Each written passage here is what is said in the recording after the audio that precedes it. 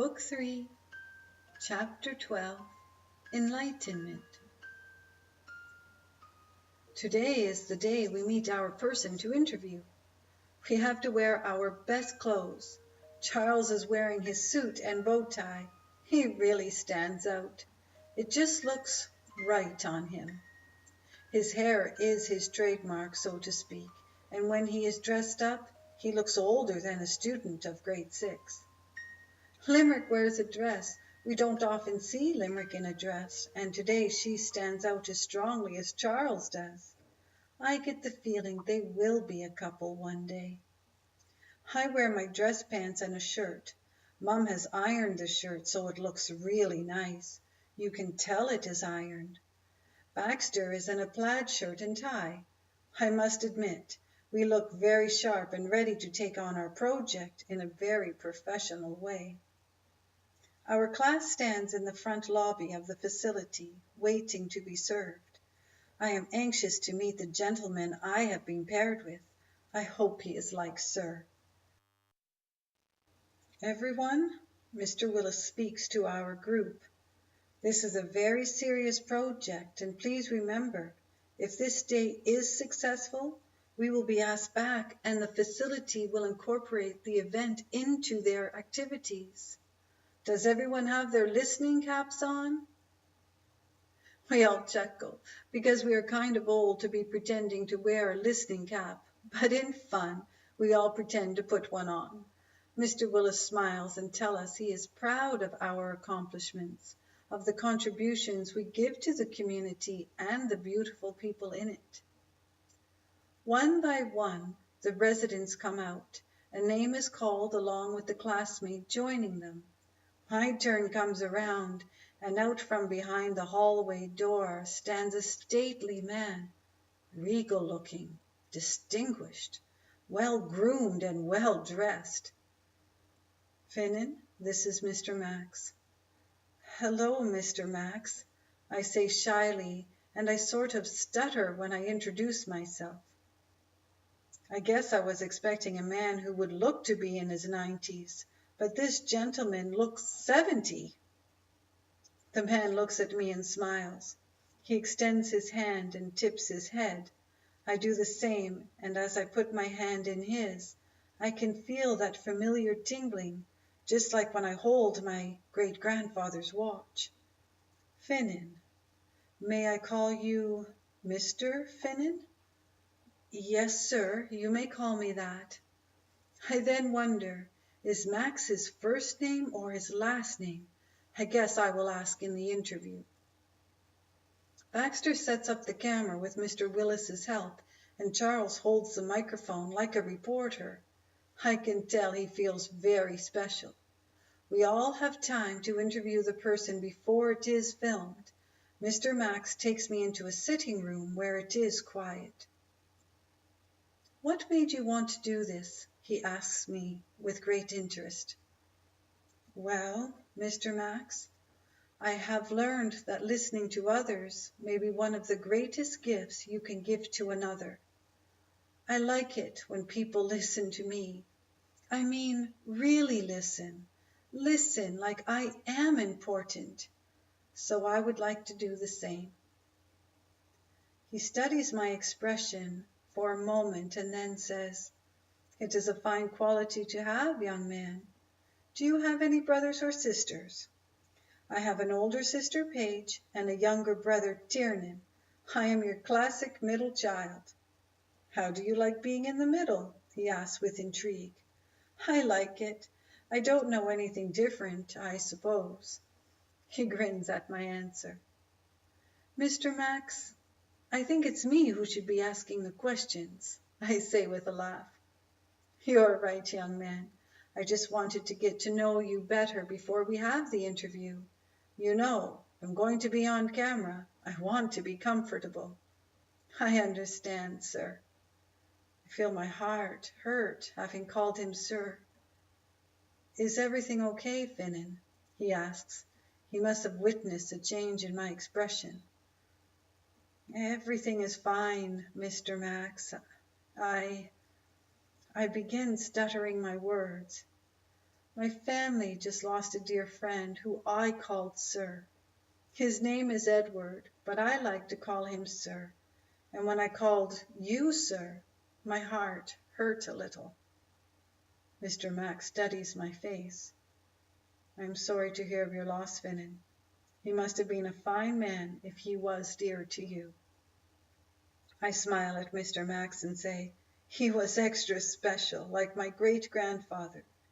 He passed away too, and I was named after him, Finnan Frederick. My grandfather's name was Frederick. Finnan Frederick. That's a fine name, he says as he studies my face some more.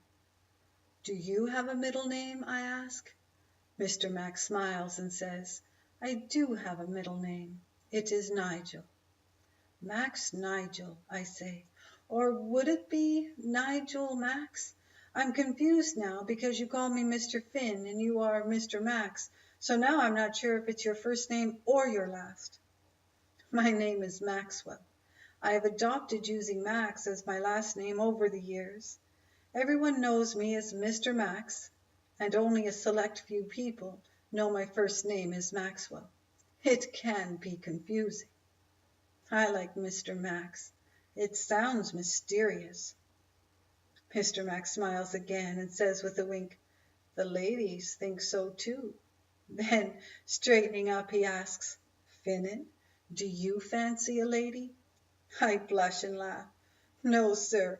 No, Mr. Max. I don't think any girl has ever noticed me. Mr. Max grins and says, that will change, Finnan. That will change. We are ready for our moment. I have written out all the questions with Mr. Max's approval, and we are all set. Mr. Max, these are my best friends, Charles and Baxter. Mr. Max tips his head as he takes his seat. He says pleasantly, you three gentlemen are very well dressed for this interview. And over there, I respond, pointing to Limerick, that's Limerick. She is also our best friend. We are friends of four. Mr. Max nudges me with his elbow and whispers, has she noticed you? I start to laugh. No, Mr. Max. She has noticed Charles. Charles also breaks into a laugh. He sweeps his hair back. Mr. Max grins at me and comments, perhaps it's his hair she likes. Baxter bursts into laughter. The fun has started. The interview goes exceptionally well. We are all very pleased with the end result. Do you have people in your family you can give the video to? I ask Mr. Max afterwards in a hopeful tone of voice. Yes, Mr. Finnan, I do have family members with whom I'd like to share this. We've recorded stories they haven't heard before, and I've shared things they do not know about me. Therefore, it will be a great gift for my loved ones. We all smile as we sit sharing stories. Tell me, Mr. Charles, will you be in the movie-making business? No, Mr. Max. I'm going to be an author. I have books already in progress, and I do believe my writings will change the way people view the world. Interesting, Mr. Max ponders. Mr. Baxter, what are your plans? Well, sir, Mr. Max, I would like to be a public school teacher. A teacher? That's great. I know you will make a fine teacher simply by the way you have adjusted your tie. We all grin, and then Mr. Max explains, there is an art to wearing a tie, and Baxter has mastered it at his young age. The trick is in the knot. My dad showed me how to wear a tie, but my mom always has to adjust it for me, I say. Baxter, did anyone help you with your tie? No, Mr. Max. I did this by myself. See, gentlemen, it's an art. Not everyone can tie a tie with brilliance. We smile and pat Baxter on his shoulder in good fun. Hello, everyone, Limerick says as she walks over to our group. You must be the lovely Limerick, Mr. Max says as he stands to kiss the back of her hand. She does a brief curtsy, just as she had done with Sir when he would give her compliments. Please allow me to introduce myself, young lady. I am Mr. Max. Limerick giggles and turns red. It is obvious Mr. Max has a way with the ladies. He is handsome and smart, like an actor in the movies or something. Please join us, he offers, and he pulls up a chair for her to sit on. As we are talking, Mr. Willis comes over to our little group. This is the last to be filmed. How did your day go? He asks Charles. It was great, Mr. Willis. Baxter and I filmed all the participants. We are just getting to know Mr. Max a bit better. Mr. Max and Mr. Willis shake hands. Was this your idea? Mr. Max asks Mr. Willis. No, this wasn't my idea. The idea came about when we were talking about doing good deeds for others, and I mentioned that listening is a good deed. A lovely girl in the class, her name is Linda, shared the idea for this day. We all liked it so much, we made it happen with the help of all the participants, for without participation, there wouldn't be anyone to listen to. We all smile. We are proud of what we have accomplished in only one afternoon. Well, children, we must be getting on our way. I am sure Mr. Max has other things to do. We all stand. I put out my hand to shake Mr. Max's hand. He shakes my hand and then places his other hand on top of the handshake. I have not seen this before. Again, I can feel the tingling, and it is stronger this time. It's like I need to take notice of something. I hear my heart. Ask if you can visit. Mr. Max, would it be okay if I came back to visit? That is a superb idea, Mr. Finnan, he replies and nods to the others. Please, all of you, come back to visit. We all agree that this is what we will do. We all have next Saturday afternoon free. Okay, Mr. Max, we will come visit next Saturday afternoon. I look forward to it. Do you like chocolate chip cookies, Mr. Max? Are they homemade? Yes, sir. My mom is famous for her cookies.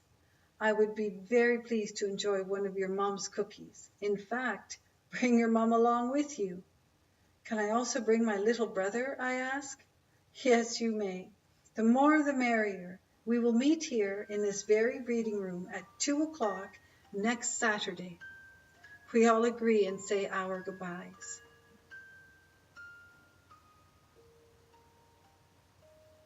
As we sit around the dinner table that evening, I share with everyone the man who calls himself Mr. Max. Mr. Max. That has a special ring to it, my mom says. It does, Mom, and wait until you meet him. I hope you don't mind, but I offered him some of your chocolate chip cookies. My mom smiles and says, Meet him? Oh, yes. Baxter, Charles, Limerick, and I will be returning to visit next Saturday, if that's okay with you. He also asked that I bring you along. Tiernan can come too. What about me? Paige asks. You can come too, Paige. I just thought you might be busy. I'll think about it, she replies. What about me? My dad says with a cheeky grin. Dad, you can also come. I just know how you enjoy Saturday afternoons in your shop. I do, Finnan, but perhaps we can make it a family day to visit this Mr. Max. Dad, remember when I mentioned my hand tingling when I pick up Great-Grandpa's watch? Well, when I shook Mr. Max's hand, the same thing happened. Your hand tingled? Yes, Dad, and not just once, but twice. I shook his hand twice, and each time I could feel it. I'm sold now, Finnan. I will be pleased to meet your new friend, Mr. Max. I guess I'll go too, Paige declares as she sort of rolls her eyes. I know she will like Mr. Max, and he will make a fuss over her. Paige dislikes it when we think she isn't interested in stuff we like to do. I think it's part of being a teenager. We eat our dinner and share stories. Dad, have you found out yet who Sir's beloved is?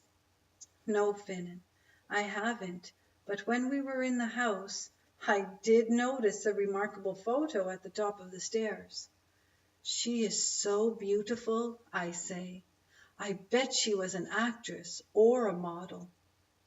Well, she certainly captured Edward's heart, and I am sure that soon enough we will uncover the mystery. My mum asks if we want to have another game night soon. Not without Sir, my little brother pipes up. Oh, honey, Sir would want us to have game night. It was an occasion he really enjoyed. I know, Mum, but it's not the same. I don't want to. I look at my mom and say, I'm not feeling up to it either, Mom. Please don't be upset. Children, I'm not upset. I completely understand if your hearts are not ready. Dad will be bringing the treasure chest home. Why don't we have treasure chest night? I ask. That's a fantastic idea, Finnan. My mom is pleased that we can do something as a family that includes Sir, even though he really isn't here.